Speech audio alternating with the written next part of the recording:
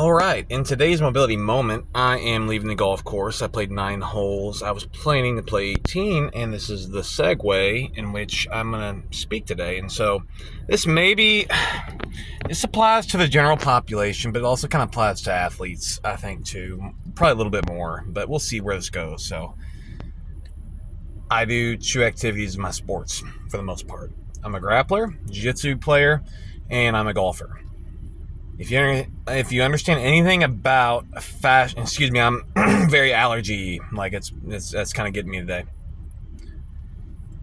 If you understand the fascial systems, right? Fascial connections are like these big, long strands of tissue in your body. So some people think, from a bodybuilding perspective, they think, okay, the calf is one area, the hamstring is one area. Well, guess what? The bottom of the foot, the plantar fascia, the calf, the hamstring, going all the way up to the suboccipital area, this area in the upper neck. It's all one strand of tissue. If you did a cadaver, like dead body, and looked at tissue, like that's one strand of tissue. We call the calf the gastrocnemius, the other calf muscle the soleus. We say the plantar fascia, we say the hamstring, the semitendinosus. We do these demarcation points to explain where we are, right? But it's all one strand of tissue, okay? Kind of think of it as like you're on the interstate, and the interstate's kind of highway.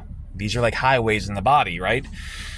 But you might be a mile marker 4 and you're in Clarksville, right? But you're a mile marker 10 on I-65, then you're in Sellersburg, and then you're a mile marker 20 and you're roughly around, I believe, Henryville, and then a mile marker 30 around Scottsburg, 50 Seymour, so on and so forth. It's kind of like that, okay? And so when you do different activities, your body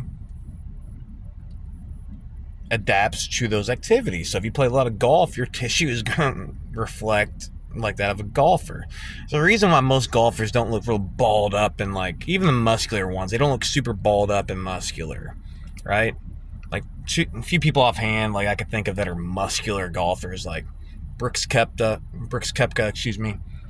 Bryson, and they're actually not really that big. Like they look small compared to the type of muscle I have, right? Okay, not to say I'm awesome, right? But the same type of guys built like them, say who grappled every day, would look a whole lot more muscular because their fascial system would probably be tighter. So the requirements of golf require longer fascial connections, okay? Okay, I might be saying that wrong, okay? But that's the way my brain's working with it. Longer strands of tissue, right? Grappling, you need tighter. So like where I struggle is like, say I grappled pretty hard last night.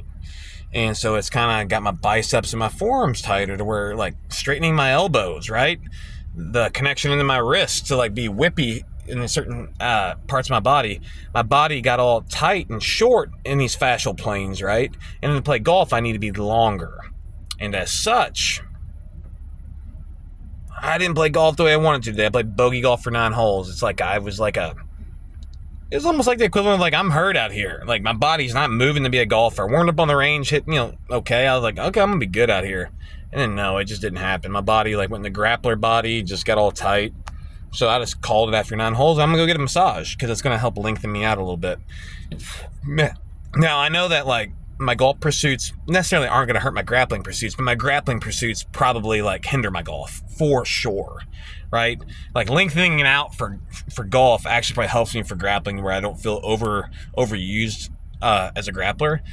But on the flip side, like getting all shortened up last night with my body, doing some solid rounds, like with some very tough guys, like my body gets tighter, and then trying to whip a golf swing just didn't work. And so the takeaway from this could be for, general population. One, some days your body's just not going to give you what you would expect of it, and you just got to embrace it and accept it and not get too upset about it, okay?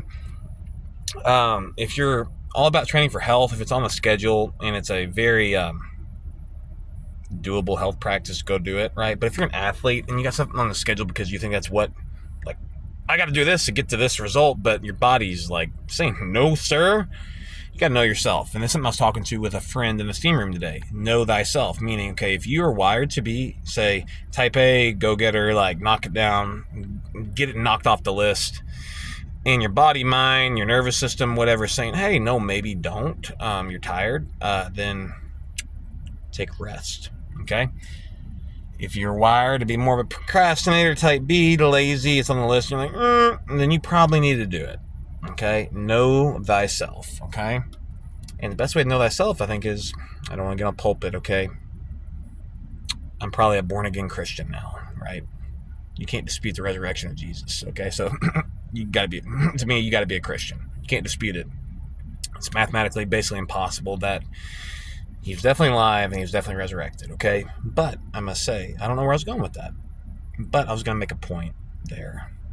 And that's what these mobility moments are about. I kind of get onto a little bit of a tangent, but hopefully you take something from that. I'm going to share this on my Facebook. It's going to go up to the YouTube at some point. Enjoy yourself. I'm going to go get my body worked on.